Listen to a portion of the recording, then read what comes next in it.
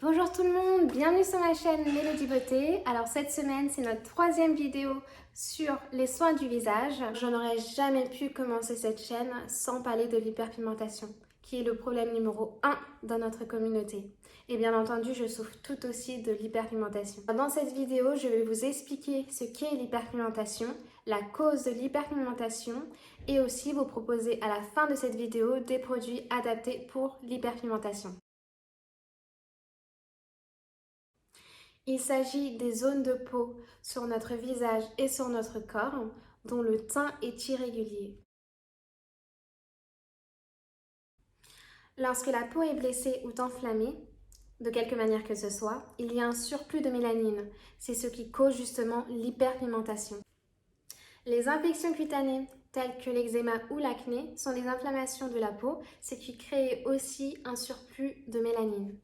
Alors, il y a aussi les médicaments et les maladies qui peuvent stimuler l'augmentation de la mélanine. Une blessure de la peau, telle qu'une coupure ou les coups, entraîne aussi de l'hyperpigmentation. Il y a aussi les hormones qui jouent aussi un énorme rôle dans l'augmentation de l'hyperpigmentation, c'est-à-dire lors d'une grossesse ou éventuellement lors de la prise de pilules contraceptives. Au cours du dernier trimestre de grossesse, il est assez courant de voir une femme noire devenir beaucoup plus noire du visage. C'est ce qu'on appelle le masque de grossesse. Et enfin, quand vous utilisez un produit qui n'est pas adapté à votre peau commence à vous gratter ou à vous brûler, c'est que vous êtes en train de créer une inflammation. Maintenant, parlons des types d'hyperpigmentation. Alors, il y a l'hyperpigmentation post-inflammatoire, c'est ce qui reste après des boutons, après une blessure ou après une inflammation. C'est au-dessus de la peau et ça prend beaucoup de temps pour partir. Mais si tu utilises les bons produits adaptés pour l'hyperpigmentation, ça partira beaucoup plus vite. Coup de soleil, c'est-à-dire après une exposition trop importante au soleil, on peut créer de l'hyperpigmentation. Et enfin, quand vous utilisez un produit qui n'est pas adapté à votre peau commence à vous gratter ou à vous brûler, c'est que vous êtes en train de créer une inflammation. Le mélasma aussi, ce sont des taches qui apparaissent sur les joues, le nez, le front, les lèvres et sur le reste du corps qui créent aussi de l'hyperpigmentation.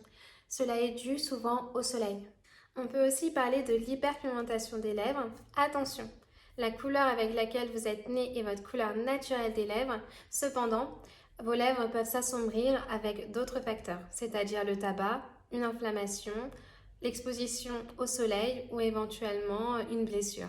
Des cernes autour des yeux, ça commence à apparaître vers 16 ans et 25 ans. Après, il ne faut pas confondre avec les poches, c'est pas la même chose. Ce sont vraiment des taches en dessous des yeux qui sont de l'hyperpigmentation. Je vais partager avec vous mes 5 secrets pour éviter les taches d'hyperpigmentation. Alors, premièrement, j'évite les frottements trop sévères sur mon visage. On a tendance à se dire quand on frotte son visage, on élimine les cellules pigmentées. Mais tout ce que l'on fait, c'est aggraver l'hyperpigmentation. Ensuite, toutes les 2 heures, je mets de la crème solaire. On évite de mettre des produits acides la journée. Étant donné que j'ai une peau sèche, je préfère utiliser une crème hydratante pour les peaux grasses.